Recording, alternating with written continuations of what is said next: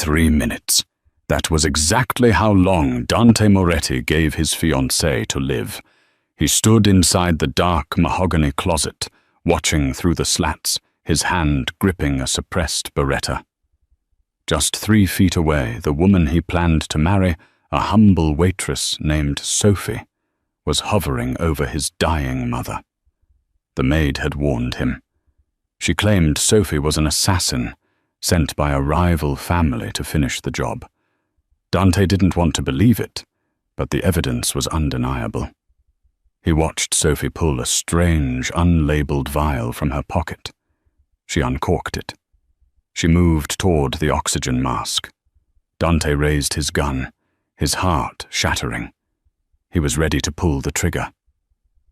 But then, the maid walked in, and Sophie turned around. What happened next didn't just save a life, it exposed a 20-year-old lie that would burn the Moretti empire to the ground. The scent of stale coffee and grease was something Sophie Clark could never quite scrub out of her hair. It was the perfume of survival. At 24, she was the head waitress at Dino's, a hole-in-the-wall diner on the south side of Chicago that served the best cherry pie and the worst attitude in the city. Sophie wasn't supposed to be here. 4 years ago, she was top of her class in nursing school at Loyola. She had the hands of a healer and the mind of a diagnostician. But when her father's debts to the wrong kind of loan sharks came due, tuition money became stay-alive money. She dropped out, picked up an apron, and buried her dreams under double shifts and polite smiles. Then she met Dante. He wasn't a loan shark. He was a whale.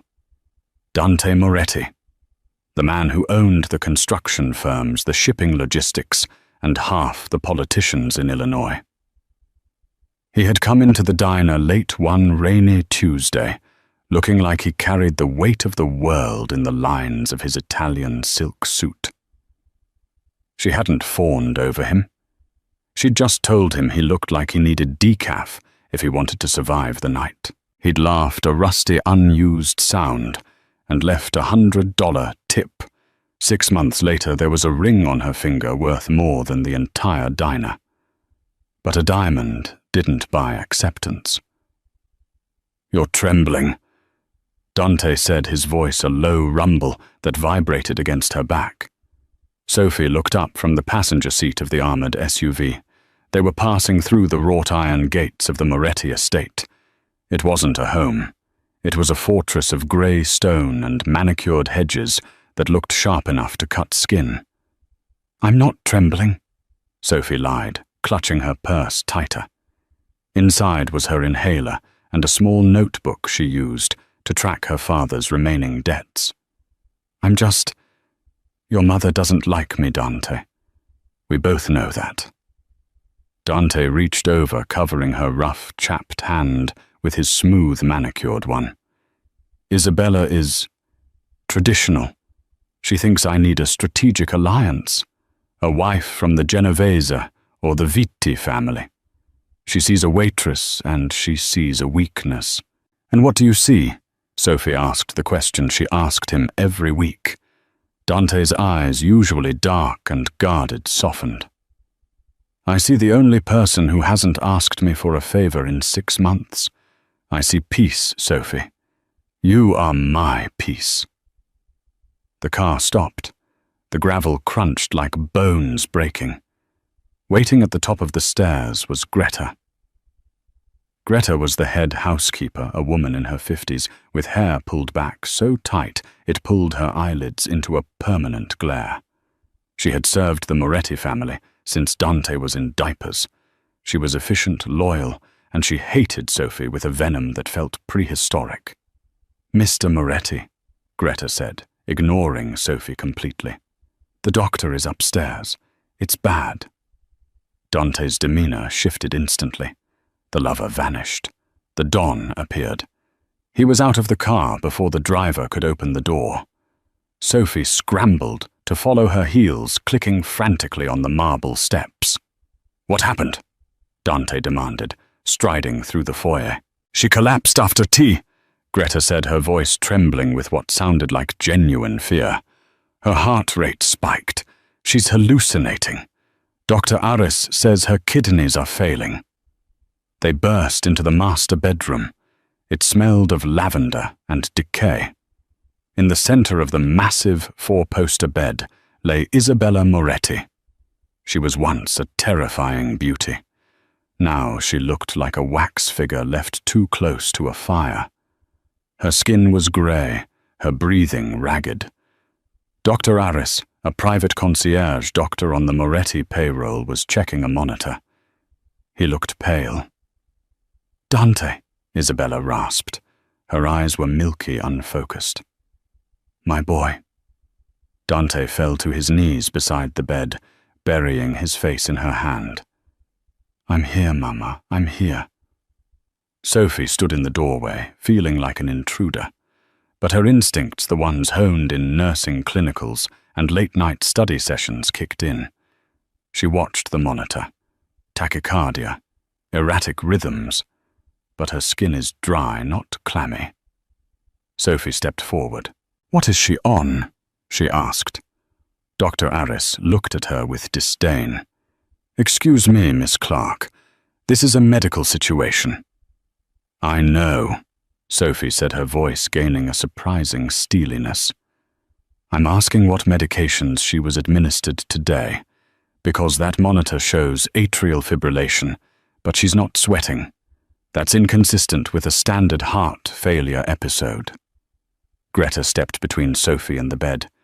"You have no business here. You serve coffee, girl. Go to the kitchen where you belong." "Dante," Sophie pleaded. "Something isn't right. Look at her pupils, they're pinpoint." Dante looked up, his eyes red and wild with grief. "Sophie, please, not now. Wait in the hall." "But I said get out," Dante roared. Sophie flinched as if he'd struck her. She backed away, her heart hammering. As she turned to leave, she caught Greta's eye. The maid wasn't looking at Dante or Isabella. She was looking at Sophie. And for a split second, there was no grief in Greta's face, only a triumphant, chilling smirk.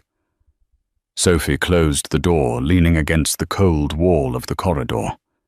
She knew that look. She had seen it on the streets. That was the look of someone who had just won a hand of poker by cheating. Sophie didn't go to the kitchen. She went to the library, pulled out her phone, and began to research. She had to save Isabella.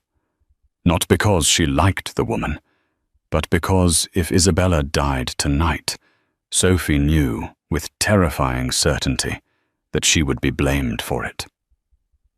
3 days passed. The atmosphere in the Moretti estate was suffocating. Isabella was slipping in and out of a coma. The best specialists from Zurich and New York had been flown in, but they were baffled. They called it rapid onset autoimmune failure. They offered palliative care. Dante was a ghost. He spent his days in his study and his nights by his mother's bedside. He barely looked at Sophie. And Greta was working her magic. It was Tuesday evening when Dante sat in his office, a glass of bourbon untouched on his desk. There was a knock. Greta entered, clutching a white apron, Sophie's apron from the kitchen.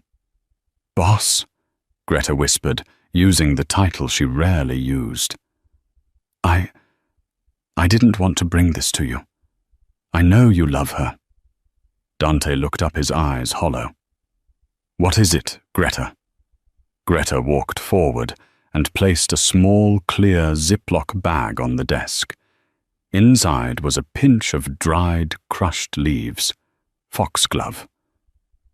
Digitalis, a powerful heart stimulant that in high doses caused cardiac arrest. "I found this in Miss Sophie's coat pocket when I was hanging it up." Greta lied smoothly. "I thought it was tea at first, but my grandmother, she used to grow herbs. I recognized it." Dante stared at the bag. The world seemed to tilt on its axis. Foxglove. It mimics heart failure, sir, Greta said, her voice dropping to a conspiratorial hush. And I've seen things. When she brings your mother water, when she adjusts the pillows, Miss Sophie is always alone with her for a few moments. Stop, Dante warned, his voice dangerous. Sir, you have to face it. Greta pressed, playing the role of the concerned servant perfectly. She's a waitress with a mountain of debt. We ran a check on her father last week. Did you know he owes 50 grand to the Vitti family? The Vitti family, sir. Your enemies. Dante's blood ran cold. He didn't know that. Sophie had never told him the debt was to the Vittis. If the Vittis bought her, Greta let the sentence hang in the air like smoke. She kills your mother. You are devastated. The organization is weak. The Vittis strike. Dante stood up. He walked to the window, looking out at the rain-lashed grounds. He wanted to kill Greta for saying it.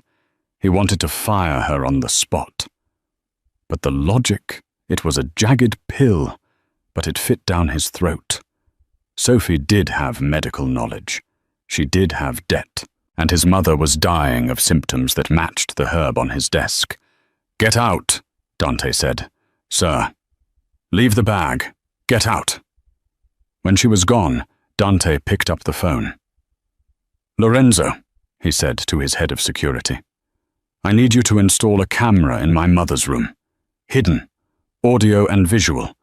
Feed it directly to my tablet, and disable the hallway cameras for the next hour. I don't want a record of what I might have to do. Understood, boss. Dante didn't confront Sophie. That wasn't the way of the Omerta. You didn't ask a traitor if they were a traitor. You watched them commit the crime, and then you buried them. That night, the storm knocked out the estate's main power grid.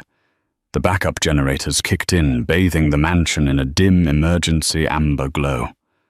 Sophie was in the guest room she had been relegated to. She was packing a small bag. She couldn't stay here. The hostility was too much, and Dante had shut her out. But she couldn't leave Isabella to die. Earlier that day, while the nurses were on break, Sophie had managed to sneak a sample of Isabella's urine from the catheter bag. She had used a cheap over-the-counter toxicology test she bought at a pharmacy, the kind used by parents to test kids for drugs. But she had modified it to test for heavy metals, a trick she learned in her chemistry labs. The test hadn't shown digitalis. It hadn't shown autoimmune markers. It turned a deep, violent purple. Thallium, the poison of the assassin, odorless, tasteless, and slow. It caused hair loss, nerve damage, and organ failure. It was an old-school mob method. Sophie knew the doctors missed it because nobody looked for thallium anymore. It was a relic of the Cold War. She also knew that the only person who prepared Isabella's special herbal tea every morning wasn't the kitchen staff. It was Greta. Sophie looked at the clock. 2 a.m. The night nurse usually dozed off in the chair outside the room around this time. Sophie reached into her bag. She didn't have the standard antidote, Prussian blue. She couldn't get a prescription without alerting Dante, and if she told Dante that his beloved Greta was the killer, without proof he would throw her out. But Sophie had the next best thing. Activated charcoal and a solution of potassium. She had compounded herself in the kitchen, using dietary supplements. It was a desperate battlefield medical fix. She put the solution into a small glass vial. She put on her robe. She walked down the silent, shadowed hallway toward the room where death waited. Inside the room, the shadows were deep. Sophie opened the door quietly. The night nurse was indeed asleep in the hall, snoring softly. Sophie slipped inside and closed the door. She approached the bed. Isabella's breathing was a rattle, the sound of a soul trying to detach from a body. Sophie took a deep breath. I've got you, Isabella. Hold on. She didn't know that 10 feet away, behind the louvered doors of the walk-in closet, Dante Moretti was standing in the dark. He saw her silhouette. He saw her reach into her pocket. He saw the vial. Greta was right, Dante thought, a tear finally tracking down his cheek. She's going to finish it. He raised the Beretta. He aimed it directly at the base of Sophie's skull. He thumbed the safety off. Click. The sound was microscopic, but in the silence of the sick room, it was like a thunderclap. Sophie froze. Drop it, Dante said. His voice was dead. It wasn't a shout. It was a command wrapped in absolute heartbreak. Sophie didn't turn around immediately. Her hand hovered over the oxygen mask, the vial of black liquid trembling slightly in her grip. Dante, she whispered, her voice cracking. It's not what you think. I said drop it. Dante stepped out of the closet, the suppressed barrel of the gun leveling at her spine. Turn around. Slowly. Keep your hands where I can see them. Sophie slowly caped the vial and turned. The sight of him broke her. He wasn't the powerful Don she knew. He was a wounded animal lashing out. His eyes were rimmed with red, his jaw set so hard, a muscle feathered in his cheek. You checked my father's debts, Sophie said, realizing the source of his rage. It wasn't a question. 50,000 to the Vitti family. Dante spat the words out. You didn't think to mention that. You didn't think to mention that the people trying to dismantle my empire own your family. I didn't tell you because I was ashamed, Sophie cried, tears spilling over. I didn't want you to pay it. I wanted to fix it myself. I'm not one of your charity cases, Dante. So you made a deal with them instead. Dante took a step closer, the gun never wavering. They wipe the debt. You wipe out my mother. Is that it? Is that the price of a life in your world? Sophie, 50 grand.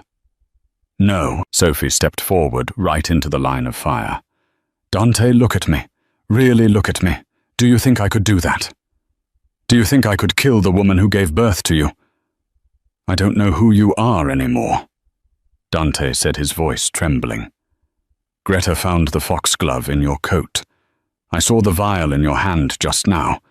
You were going to pour poison down her throat while she slept. It's not poison, Sophie held up the vial. It's activated charcoal and potassium. It binds to toxins. Lies, Dante hissed.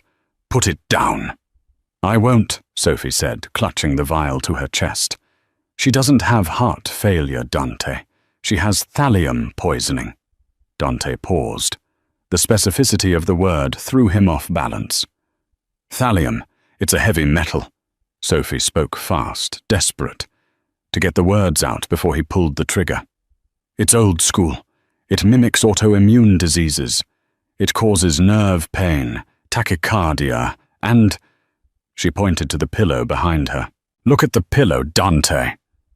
Dante frowned, his eyes flicking to the bed for a fraction of a second.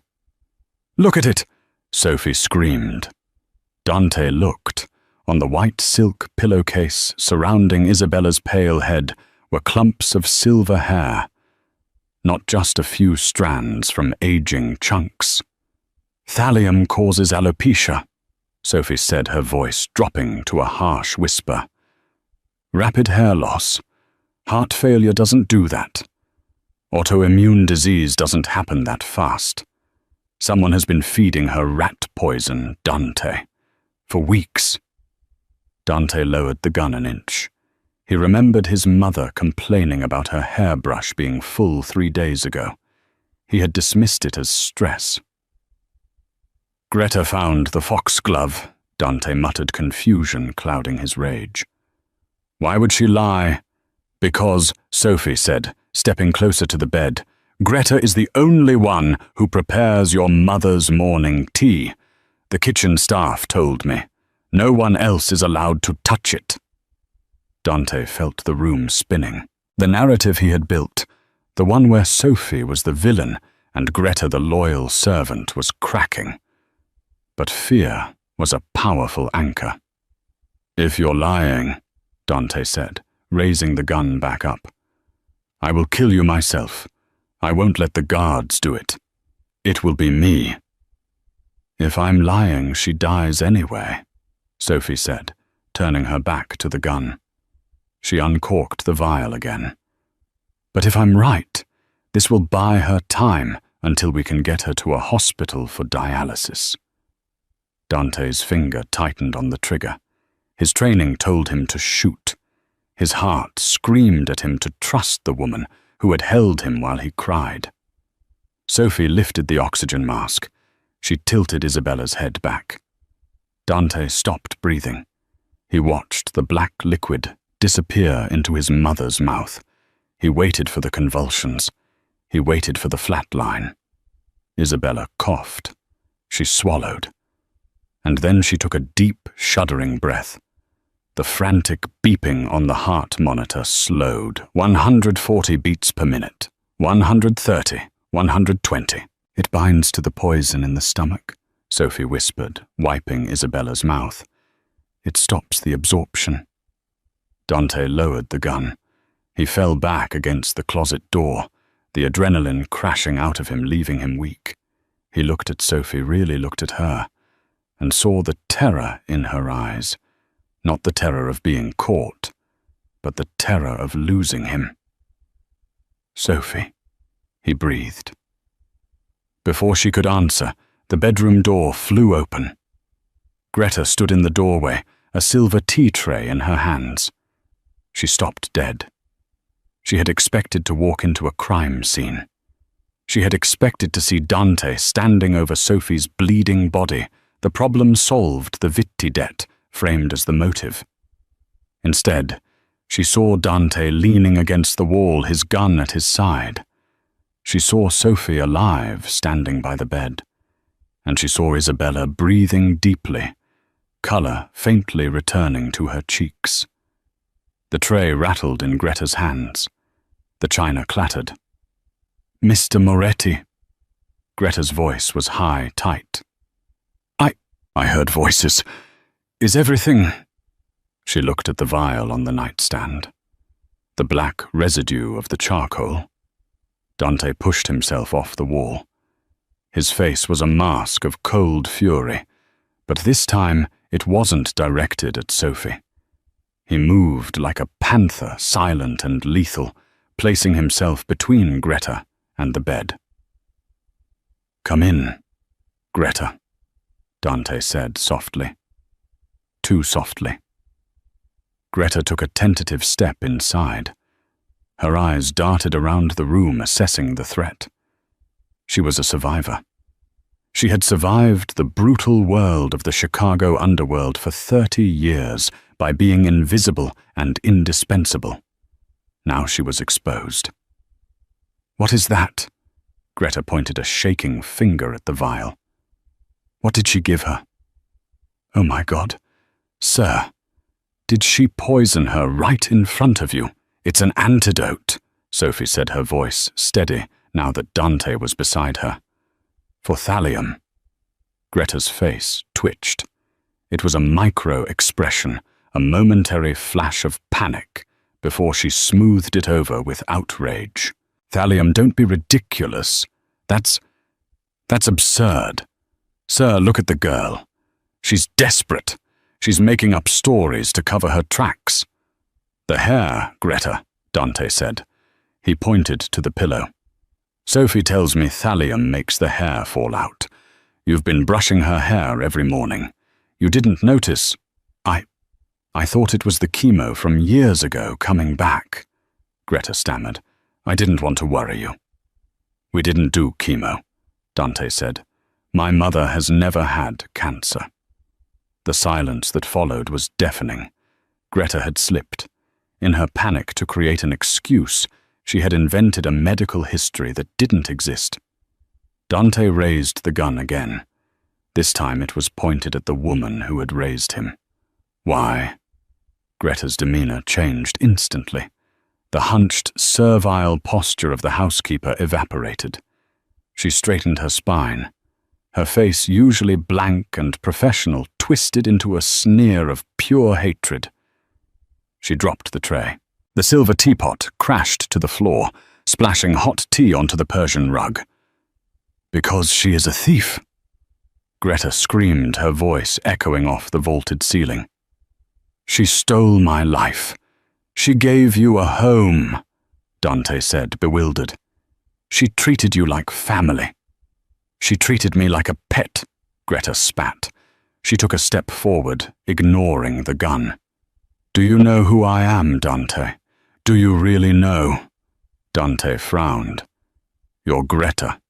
You've been here since I was 5. I was here before that, Greta hissed. 25 years ago. I wasn't just the help. I was the one your father loved. Your father, the great Carlo Moretti. He loved me. We were going to run away together. We were going to leave this miserable life and move to Sicily. Sophie watched in horror. This was the twist, the root of the poison. But she... Greta pointed a jagged finger at the unconscious Isabella. She found out. She didn't get mad. Oh no, Isabella never gets mad. She gets even. She went to the commission. She told the bosses that my husband, my poor stupid husband who drove the car, was stealing from the shipments. My father had your husband killed, Dante said, the old family rumor surfacing in his mind. Isabella made him do it. Greta shrieked, tears of rage streaming down her face. She fabricated the evidence. She planted the money. She forced Carlo to kill the only man who could have protected me, and then she forced Carlo to stay with her for the good of the family. She trapped him, and she kept me here as a servant to watch her live the life that should have been mine, to raise her son. Greta's eyes locked onto Dante. I wiped your nose, Dante. I bandaged your knees. I loved you more than she ever did. But you are just like them. You bring this waitress in here, this gold digger, and you give her the ring that Carlo promised to me. So you poisoned her, Sophie said quietly. Slowly, to make her suffer. I wanted her to rot, Greta snarled. I wanted her to wither away while I watched, just like I withered away in this house for 20 years. And I would have gotten away with it too. The doctors were idiots. But you, she glared at Sophie. You couldn't just serve the coffee, could you? It's over, Greta, Dante said. His voice was heavy with the weight of the betrayal. Lorenzo is on his way up. It's over. Greta laughed. It was a dry, cracking sound. Is it? She reached into her apron pocket. Dante tensed, expecting a weapon, but Greta didn't pull out a gun. She pulled out a phone. She pressed a single button. Do you think I'm stupid, Dante? Do you think I've been planning this for 20 years without an insurance policy? Greta smiled, and it was the most terrifying thing Sophie had ever seen. I didn't just tip off the Vitis about the girl's debt. I told them exactly when the security cameras would be down. I told them exactly which gate would be unlocked. Dante's eyes widened. What did you do? The power outage wasn't the storm, Dante, Greta whispered. I cut the line. The gates are open. The Vitti hit squad isn't coming tomorrow. They're here. Now. As if on cue, the sound of automatic gunfire erupted from the floor below. Glass shattered. Men shouted. The heavy thud of boots on the stairs echoed through the mansion. They're here for you, Greta said, a look of peaceful resignation on her face. And they're here to burn this house to the ground. I told them I'd leave the master bedroom door unlocked. Dante lunged for the door to lock it, but the hallway was already filling with shadows. He slammed it shut and threw the deadbolt, but he knew it wouldn't hold against a battering ram. "Sophie," Dante said, turning to her. The anger was gone. Only the desperate need to protect remained. "The hidden passage, behind the bookshelf." "I'm not leaving you," Sophie said, grabbing his arm. "You have to," Dante said. He shoved the gun into her hand. "Take my mother. Get her into the passage. It leads to the garage. Take the armored sedan. Go." "What about you?" Sophie cried. "I have to buy you time," Dante said.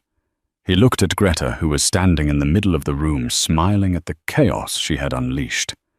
"You won't make it," Greta taunted. "There are 20 of them." Dante grabbed a heavy bronze statue from the mantel. He looked at Greta. "I'm not going to kill you, Greta. The Vitties will do that when they realize you're useless to them now." The door handle rattled violently. A heavy weight slammed against the wood. Thud. "Go!" Dante screamed at Sophie. "Now!" Sophie grabbed the wheelchair from the corner. With adrenaline fueling her muscles, she hoisted the semi-conscious Isabella into it. She pushed the bookshelf aside, revealing the dark, narrow tunnel. She looked back one last time. Dante was standing in the center of the room, unarmed except for the statue, facing the door, that was splintering with every blow. He looked like a king making his last stand. "I love you," Sophie screamed. "Live for me," Dante roared back. The door shattered. The secret passage smelled of damp earth and old secrets. It was narrow, the stone walls pressing in on both sides, illuminated only by the faint dying battery of the small emergency lights along the floor. Sophie's lungs burned. She wasn't an athlete. She was a waitress who pulled double shifts. But fear is a potent fuel.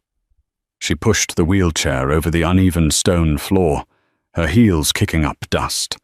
In the chair, Isabella Moretti slumped forward, her head bobbing with every bump.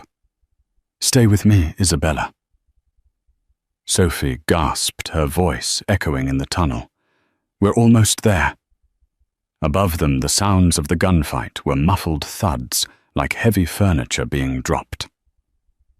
Sophie tried not to think about Dante. She tried not to picture him standing alone against 20 men with nothing but a bronze statue and a broken heart. He has to be alive, she told herself. He promised. The tunnel sloped downward, ending at a heavy steel door. Sophie fumbled for the keypad Dante had shown her once, months ago, as a just-in-case.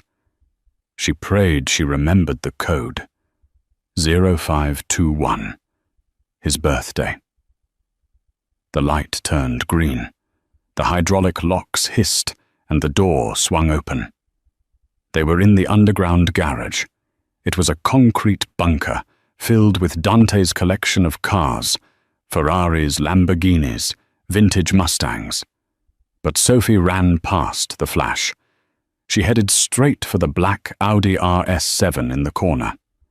Dante had told her it was up-armored, bulletproof glass, run-flat tires, a tank disguised as a luxury sedan. She opened the passenger door and struggled to lift Isabella. The older woman was dead weight, her skin still grey from the thallium, but she groaned as Sophie maneuvered her into the leather seat. "Dante," Isabella murmured, her eyes fluttering open. They were glassy. "He's coming," Sophie lied, buckling the seatbelt. "We have to warm up the car for him." Sophie ran to the driver's side. She jumped in, hitting the ignition button. The engine roared to life, the sound deafening in the enclosed space. Suddenly, the garage elevator dinged. Sophie froze. The elevator doors slid open, and 2 men in tactical gear stepped out. They wore black masks, but the Vitti family crest, a viper coiled around a dagger, was stitched onto their vests. They saw the Audi. They raised their rifles. Sophie didn't think. She didn't hesitate. She slammed the gear shift into drive and stomped on the gas pedal. The Audi screeched forward, tires smoking on the polished concrete. The men opened fire. Crack, crack, crack. Bullets hammered against the windshield, spiderwebbing the glass but not penetrating. Sophie screamed, ducking her head instinctively, but she kept her foot pinned to the floor. She wasn't aiming for the exit ramp. She was aiming for the men. They dove out of the way, just as the 2-ton armored beast smashed into the elevator doors, crumpling the metal and sending the gunmen scrambling for cover behind a pillar. Sophie spun the wheel, drifting the car toward the ramp. The garage door was closed. She didn't have the remote. "Hold on!" she yelled at Isabella. She hit the garage door at 50 miles per hour. The metal buckled and tore with a screeching sound that felt like it ripped through Sophie's teeth. The car burst through the debris, exploding out into the rainy Chicago night. Debris rained down on the roof. The hood was dented, the windshield cracked, but the engine was still purring. Sophie didn't look back. She tore down the long driveway past the burning wreckage of the front gate, where the security guards had been overwhelmed. She hit the main road and floored it. Her hands were shaking so hard she could barely grip the wheel. She was crying, hot tears blurring her vision. She wiped them away furiously. "Not now. You can cry later. If you cry now, you die." She checked the rearview mirror. No headlights yet. But the Vittis wouldn't stop. They had just declared war on the biggest crime lord in the city. They couldn't leave witnesses. Where are we going?" Isabella's voice was stronger now. The charcoal was working, absorbing the toxins, but she was still weak. Sophie looked at the GPS. She couldn't go to the police. They were on the Vitti payroll. She couldn't go to the hospital. The Vittis would check the admission logs. "The cabin," Sophie said, remembering a weekend trip Dante had taken her to. "Lake Geneva. It's off the books. It's in a trust under a fake name." "No," Isabella croaked. She struggled to sit up. "Too far. 2 hours. They catch us on the highway." "Then where?" Sophie asked, panic rising. "The slaughterhouse," Isabella whispered. "West Side, old industrial district. It belongs to my brother. He hates Dante, but he hates the Vittis more." Sophie looked at the woman next to her. For months, Isabella had looked at Sophie like she was a stain on the carpet. Now, covered in sweat, her hair falling out, dying of poison, she looked like a general commanding troops from a stretcher. "West Side." Sophie nodded. She spun the wheel, taking a hard left onto a dark service road, disappearing into the shadows of the city. The slaughterhouse was a relic of the 1920s, a sprawling brick monstrosity that smelled of rust and old copper. It was abandoned, or at least it looked that way. Sophie drove the battered Audi into the loading bay, killing the lights. Silence descended heavy and suffocating. She helped Isabella out of the car. The older woman was trembling violently now. The adrenaline was fading, and the reality of the thallium poisoning was setting in. Her legs gave out. Sophie caught her. She wasn't a big woman, but 4 years of waiting tables, carrying heavy trays, standing for 12 hours, had given her a deceptive core strength. She half-carried, half-dragged Isabella into the foreman's office, kicking the door open. It was dusty, filled with cobwebs, but there was a leather couch. Sophie laid Isabella down. "Water," Isabella rasped. Sophie found a working sink in the corner. The water was brown at first, then cleared. She filled a cracked mug she found on a desk and brought it to Isabella's lips. "Drink. You need to flush the kidneys." Isabella drank greedily. When she finished, she leaned back, closing her eyes. In the dim light filtering through the grime-caked windows, she looked ancient. "You saved me," Isabella said. It wasn't a question. It was a statement of fact, spoken with a tone of utter disbelief. "I did what I had to do," Sophie said, checking Isabella's pulse. It was steadying. "I treated you like garbage," Isabella murmured. "I called you a gold digger. I told Dante you were just a pretty face looking for a payout." "I know," Sophie said, working on checking Isabella's fingernails for Mace's lines, white bands that indicated heavy metal poisoning. They were there. "You made it very clear." "Why?" Isabella opened her eyes. The milky haze was gone, replaced by a sharp, piercing intelligence. "Why save me? Why not leave me in that bed? Greta would have taken the fall. You would have had Dante all to yourself. You would have been the grieving fiancée." Sophie stopped. She looked at the woman who had made her life hell. "Because I love him," Sophie said simply. "And you are half of him. If you died, it would destroy him. And I won't let anything destroy him." Isabella stared at her for a long time. Then, for the first time in 6 months, her face softened. It wasn't a smile exactly, but the mask of the matriarch cracked. "You have his fire," Isabella whispered. "I didn't see it before. I saw the apron. I didn't see the steel underneath." "The apron is armor," Sophie said. "You deal with hungry, angry people for minimal wage. You learn to handle anything." Suddenly, Sophie's phone buzzed.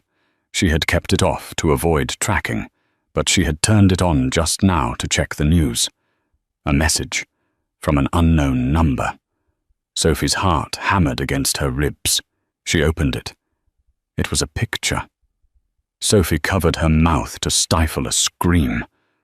The photo was of Dante.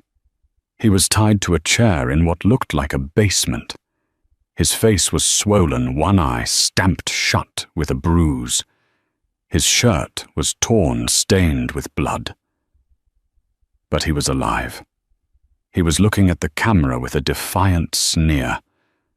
Below the picture was a text. Trade. The mother for the son. Midnight. The docks, Pier 4. Come alone. Or we send him back in pieces. Sophie dropped the phone. She sank to her knees. "They have him." Isabella struggled to sit up, grabbing the phone. She looked at the photo. Her face didn't crumble. It turned to stone. "The Vittis," Isabella hissed. "They didn't kill him. That means they need something. They need the access codes to the offshore accounts. Dante is the only one who has them." "They want to trade," Sophie said, her voice shaking. "You for him." "Then we give them what they want," Isabella said coldly. "Watson," Sophie looked at her in horror. "I'm not handing you over to be executed." "I'm dying anyway, girl," Isabella snapped. "Look at me. The poison is in my marrow. Even with your charcoal, I have maybe a year. Maybe less. Dante has 50 years. He is the head of the family." "No." Sophie stood up. "I'm not trading lives. That's not how this works." "This is the Mafia, Sophie," Isabella shouted, then coughed violently. "That is exactly how this works. A life for a life." "Not in my world," Sophie said. She began to pace the small office. Her nursing mind was taking a back seat. Her survival mind was taking the wheel. She thought about the debts. She thought about the Vitti family structure. She thought about Greta. "Greta," Sophie said suddenly. What about the traitor? Greta sold us out for money and revenge, Sophie said. She thinks she won. She thinks the Vitties are her friends now. The Vitties don't have friends, Isabella scoffed. They have assets and liabilities. Greta is a loose end. Exactly.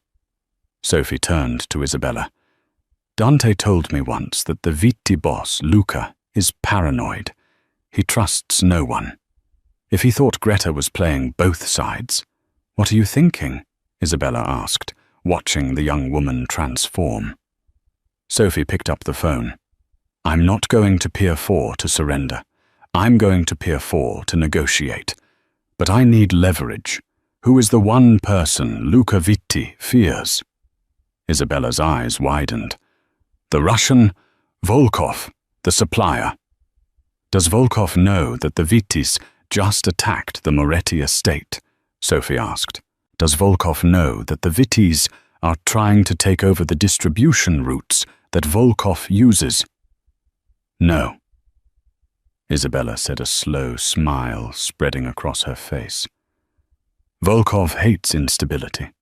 If he thinks the Vittis are starting a war that will disrupt his shipments, he will crush them. Do you have Volkov's number? Sophie asked. Isabella reached into her dress, pulling out a small locket. Inside, behind a picture of Dante as a baby, was a micro SD card. It's not a number, Isabella said. It's a ledger, evidence that the Vittis have been skimming from the Russians for years. Dante was saving it for a rainy day. Sophie took the chip. She looked at it, then at Isabella. It's pouring outside, Sophie said and soared. She put the chip in her phone. I need you to stay here, Sophie said, checking the magazine of the handgun she had taken from the Audi's glove box. She had never fired a gun in her life, but she knew the safety mechanism from watching Dante. You can't go alone, Isabella protested. You're a waitress. Sophie racked the slide. She looked at her reflection in the dirty window. Her hair was messy, her dress was torn, and she had grease on her cheek. She didn't look like a waitress. She looked like a Moretti. I'm not just a waitress, Sophie said. I'm the woman who is going to burn the Vittis down. She turned to the door. Lock it behind me. If I'm not back in 2 hours, call the police and turn yourself in. It's the only way you'll be safe. Sophie, Isabella called out. Sophie paused. Make them pay, Isabella said. Sophie walked out into the rain. The rain at Pier 4 didn't fall. It hammered. It was a torrential sheet of water that blurred the neon lights of the city skyline across the river, turning the world into a smudge of grey and black. Sophie stepped out of the taxi she had hailed 3 blocks away. She had wiped the grease from her face, but she hadn't fixed her dress. She wore the torn hem, like a battle scar. In her hand, she clutched her phone. In her pocket, the heavy, cold weight of the gun she prayed she wouldn't have to use. The pier was a graveyard of rusted shipping containers. In the center, under the harsh glare of halogen floodlights, stood a convoy of black SUVs. And there was Dante. He was on his knees in the wet asphalt, his hands zip-tied behind his back. A man stood behind him, a gun pressed to the base of his skull. Dante looked up as Sophie approached. His face was battered, one eye, sworn shut.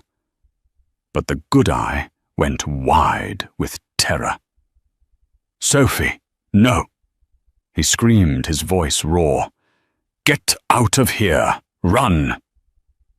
The man holding the gun pistol whipped him. Dante slumped forward, groaning. Sophie didn't flinch. She didn't run. She walked steadily toward the light, her heels clicking a rhythmic death march on the pavement. A man stepped out from between the SUVs. He was short, thick-necked, wearing a trench coat that cost more than Sophie made in a year. Luca Vitti, the man who wanted to eat the city, Well, well. Luca laughed, the sound carrying over the storm. The waitress. I thought you'd be halfway to Kansas by now. He looked behind her, scanning the darkness. Where is the old woman? Where is Isabella? She's not coming, Sophie said. Her voice wasn't loud, but it cut through the rain. Luca's smile vanished. That wasn't the deal, sweetheart. The deal was a life for a life. You want your fiancée back. You give me the matriarch. I'm changing the deal, Sophie said, stopping 10 feet away. The Vitti soldiers laughed. It was a cruel, wolfish sound. You're changing the deal, Luca mocked, stepping closer. You serve coffee, girl. You don't make demands. You have 10 seconds to tell me where Isabella is, or I blow his brains out all over your shoes. He raised his hand. The man behind Dante cocked the hammer of his gun. 5 seconds, Luca yelled. I have the ledger, Sophie shouted. Silence descended on the pier, heavier than the rain. Luca froze. What did you say? The Volkov ledger, Sophie said, holding up her phone. The one that proves you've been skimming 20% off the Russian shipment for the last 5 years. The one that proves you stole $3 million from the Red Bratva. Luca's face went pale. You're lying. That doesn't exist. Isabella kept everything. Sophie said, her heart pounding so hard she thought it would crack her ribs. Every transaction, every faked manifest, it's all on a chip, and that chip is in this phone. Luca stared at her. He looked at his men. He looked back at her. Give it to me. Let him go, Sophie demanded. Give me the phone, and I'll let you both live. Luca negotiated, his voice straining. Sophie shook her head. No, you'll kill us the second you have it. I know who you are, Luca. You're a scavenger. Kill him, Luca ordered the guard. If you kill him, Sophie screamed, holding her thumb over the screen. I hit send. Luca signaled the guard to wait. Send to who? To Viktor Volkov. Sophie lied. She hadn't sent it yet. She needed to stall. I have the email drafted. His personal encrypted server. 1 tap and every Russian hitman in the hemisphere knows you stole from them. Luca licked his lips. He was sweating despite the cold rain. He knew Volkov. Volkov didn't do trials. He did executions. You're bluffing, Luca sneered. You don't have Volkov's contact. Isabella does, Sophie shot back, and she gave it to me. Luca took a step forward, pulling a gold-plated desert eagle from his coat. I think you're a scared little girl, playing dress-up. I'm going to count to 3. If you don't hand me that phone, I shoot Dante. Then I shoot you. And then I find the old woman myself. 1. Sophie looked at Dante. He was looking at her with awe. He nodded imperceptibly. Do it, his eyes said. 2. Sophie didn't hit send. She knew that once she sent it, her leverage was gone. Luca would kill them out of spite. She needed a miracle. 3. Bang! The gunshot was deafening. Sophie flinched, screaming Dante's name. But Dante didn't fall. Luca Vitti stumbled. He looked down at his shoulder. A red blossom of blood was exploding through his trench coat. He dropped his gun, clutching the wound, looking around wildly. Who? Suddenly the shipping containers around them groaned. The rusted doors swung open. Dozens of men poured out. They weren't police. They weren't Vitti soldiers. They were large, pale men, with tattoos climbing up their necks. They held AK-47s with practiced ease. And walking through the middle of them was a giant. A man with a thick grey beard and eyes like ice. Viktor Volkov. Luca fell to his knees. Victor, I can explain. Volkov didn't look at Luca. He walked straight to Sophie. He towered over her, smelling of vodka and expensive tobacco. Isabella Moretti is a difficult woman. Volkov rumbled his voice like grinding stones. But she is a woman of her word. She called me an hour ago. She told me to meet you here. Sophie let out a breath she felt she had been holding for a lifetime. Isabella hadn't just trusted her with the chip. She had called in the cavalry. She told me you had a gift for me, Volkov said, holding out a massive hand. Sophie placed the phone in his palm. The proof, everything he stole from you. Volkov looked at the screen. He scrolled for a moment. Then he looked at Luca. Greed is a sin, Luca, Volkov said calmly. Victor, please. Luca begged, crawling backward on the wet pavement. It was a misunderstanding. I can pay it back double. Volkov turned his back on him. He looked at his men. He nodded once. 2 Russians grabbed Luca and dragged him toward the edge of the pier. His screams were swallowed by the sound of the storm, and then a splash. Silence returned. The Viti soldiers dropped their weapons hands in the air. They knew better than to fight the Red Bratva. Volkov looked at Sophie. You have courage, Devushka. Isabella chose well. He gestured to Dante. One of the Russians cut the zip ties. Dante scrambled to his feet. He didn't run to Volkov. He didn't check his wounds. He ran to Sophie. He collided with her, wrapping his arms around her so tight it hurt. He buried his face in her neck, sobbing openly. I thought I lost you. I thought I lost you. Sophie held him up, her hands tangling in his wet hair. I'm here. I'm not going anywhere. You came for me, Dante whispered, pulling back to look at her. You walked into the lion's den for me. You're my family, Dante, Sophie said, wiping blood from his cheek. We protect our own. Volkov cleared his throat. The Vitis are finished.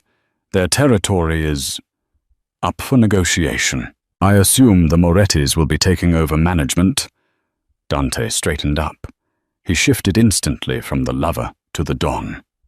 He put an arm around Sophie's waist, pulling her flush against him.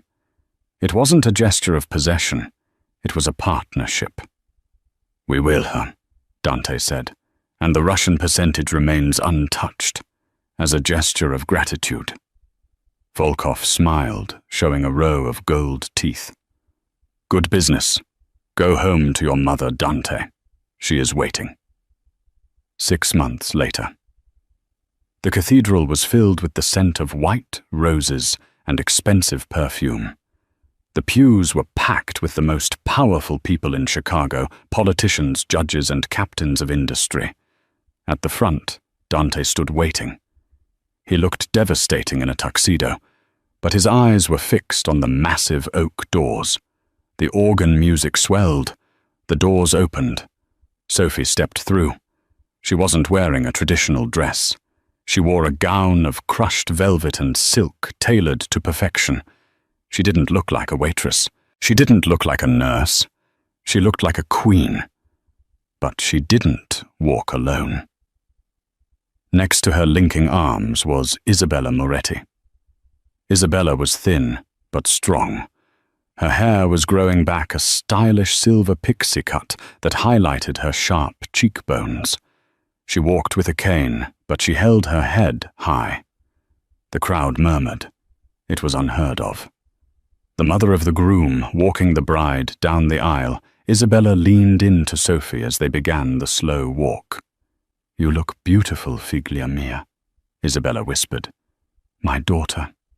Thank you, Mum. Sophie smiled, squeezing her arm. They reached the altar. Isabella kissed Sophie's cheek and then placed Sophie's hand in Dante's. Take care of her, Isabella commanded her son, or I will deal with you myself. Dante laughed, the sound full of pure joy. I wouldn't dare cross her mama. She's tougher than you are." "I know." Isabella smiled, stepping back. "That's why I let her keep the gun." Dante looked at Sophie. He lifted her veil. "Hi." "Hi," Sophie whispered. "Are you ready for this life?" Dante asked seriously. "No more diners, no more quiet nights, just us against the world." Sophie looked out at the crowd. She saw the respect in their eyes. She thought about Greta, who was currently serving a life sentence in a federal prison, raving about conspiracies that no one believed. She thought about the debts she had paid off the home she had saved, and the man standing in front of her. She had walked through fire poison and bullets to get here. "I'm not afraid of the world, Dante," Sophie said, pulling him down for a kiss. "I own it." And as they kissed and the church erupted in applause, Sophie knew it was true. The waitress was gone. The Mafia queen had risen. And long live the queen. And that, my friends, is how a simple act of kindness, saving a life when everyone else saw only death, changed the fate of the entire Chicago underworld. Sophie proved that loyalty isn't about bloodlines. It's about who stands by you when the gun is pointed at your head. Isabella learned that a title doesn't make you strong, but love does. And Greta well. Let's just say, betrayal has a bitter aftertaste that lasts a lifetime. If you enjoyed this roller coaster of romance, betrayal, and revenge, please smash that like button. It helps us bring more stories like this to life. Don't forget to subscribe and hit the bell icon so you never miss a chaotic twist. What would you have done in Sophie's shoes? Would you have saved the mother who hated you? Let me know in the comments below. Until next time, keep your friends close and your secrets closer.